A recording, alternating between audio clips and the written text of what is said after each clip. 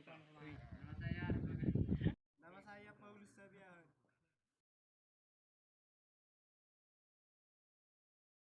Segala puji syukur hanya bagimu Tuhan, sebab Kau yang layak dipuja.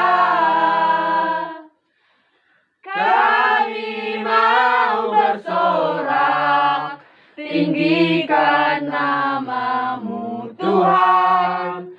Haleluya.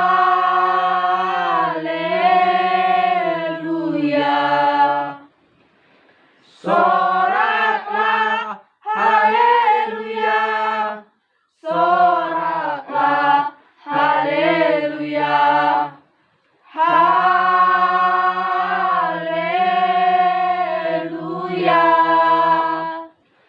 Soraklah, haleluya.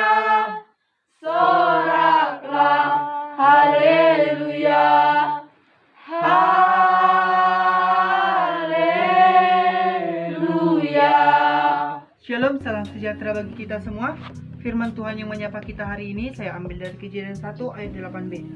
Beranak cuculah dan bertambah banyak, penuhilah bumi dan taklukkanlah itu.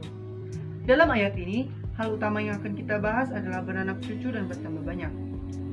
Ketika membaca kisah tentang penciptaan dalam Kejadian 1, saya menemukan hal menarik dalam bacaan kita kali ini, yaitu bagaimana Allah memberikan perintahnya yang pertama kepada manusia, bahkan sebelum manusia jatuh ke dalam dosa.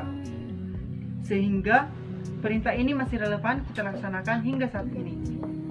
Mungkin pada saat membaca ayat ini, kita sering bertanya-tanya, sebenarnya apa sih hubungan beranak cucu dan bertambah banyak?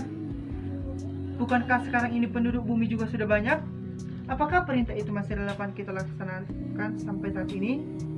Ya, memang kita harus terlebih dahulu membaca konteks pada saat perintah ini diberikan. Saat itu, bumi baru diciptakan dan manusia pun juga baru diciptakan. Allah pun juga memberikan perintah berkembang biak ini kepada hewan yang tertulis dalam Kejadian 1 ayat 22. Lalu Allah memberkati semua itu firman-Nya. Berkembang biaklah dan bertambah banyaklah, serta penuhilah air dalam laut, dan hendaklah burung-burung di bumi bertambah banyak. Tetapi perintah untuk manusia ini spesial. Karena sebenarnya ada maksud Allah terkait perintah beranak cucu dan bertambah banyak ini. Dalam ayat 26 dikatakan bahwa Allah menciptakan manusia menurut gambar dan rupa Allah. Artinya manusia adalah makhluk yang sempurna.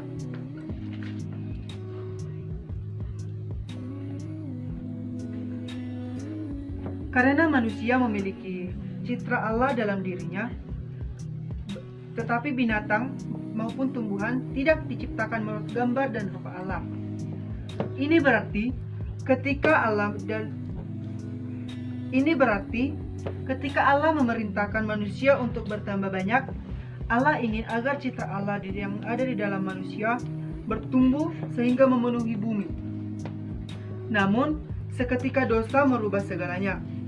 Citra Allah dalam manusia pun mulai rusak.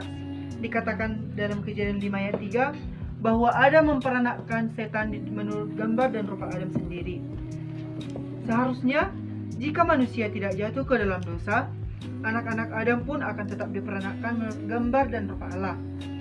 Hal ini terus berlangsung dari generasi ke generasi hingga saat ini, di mana manusia semakin jauh dengan Allah. Karena dosa, manusia pun telah kehilangan kemuliaan Allah. Akan tetapi, syukur kepada Allah yang telah mengaruniakan anaknya yang tunggal untuk turun ke bumi, mati di kayu salib, dan bangkit serta naik kembali ke surga. Yesus Kristus merupakan kunci keselamatan sehingga kita pun dipulihkan dari citra Allah yang rusak menjadi manusia yang lebih baru lagi. Ini berarti dalam Yesuslah kita diperbaharui dari manusia berdosa menjadi manusia yang berkenan di hadapan Allah. Ketika kita mengaku Yesus sebagai juru selamat kita, maka kita pun diubah menjadi sempurna di hadapan Bapa. Dengan telah pulihnya citra Allah dalam orang-orang yang telah percaya kepada Yesus, maka perintah Allah dalam Kejadian 1 ayat 28 tersebut harus tetap dilakukan. Ada dua cara untuk beranak cucu dan bertambah banyak. Cara yang pertama adalah cara jasmani, yaitu menikah dengan pasangan yang telah seiman, memiliki anak, dan mendidik anak tersebut untuk tetap hidup di dalam jalan Tuhan. Cara yang kedua adalah cara rohani, yaitu memiliki anak rohani, mengajarkan kebenaran firman Tuhan kepada anggota kelompok dan mendidik mereka agar semakin bertumbuh di dalam Tuhan. Contohnya adalah Paulus yang mengangkat Timotius menjadi anak rohaninya dan kemudian meminta Timotius untuk melakukan hal yang sama kepada generasi selanjutnya. Apapun cara yang Anda pilih, itu semua berkenan kepada Allah. Bahkan kedua cara di atas pun dapat dilakukan secara simultan. Yang penting adalah anak yang kita miliki harus dapat kita didik untuk meneruskan prinsip ini. Namun, menurut saya, apapun cara yang Anda pilih, itu semua berkenan kepada Allah. Bahkan kedua cara tersebut dapat dilakukan secara simultan. Yang penting adalah anak yang kita miliki harus kita didik untuk meneruskan prinsip ini. Namun, menurut saya, cara rohani memiliki efek yang lebih besar dan signifikan dalam menambah orang percaya di dunia ini, baik secara kuantitas maupun kualitas, sehingga dunia pun akan penuh dengan citra Allah dan kemuliaan Allah. Amin. Mari kita berdoa. Satu di dalam doa. Ya Bapa kami yang berada di kerajaan surga, puji syukur Bapa di mana berkat dan perlindungan-Mu sehingga kami dapat berkumpul di tempat ini.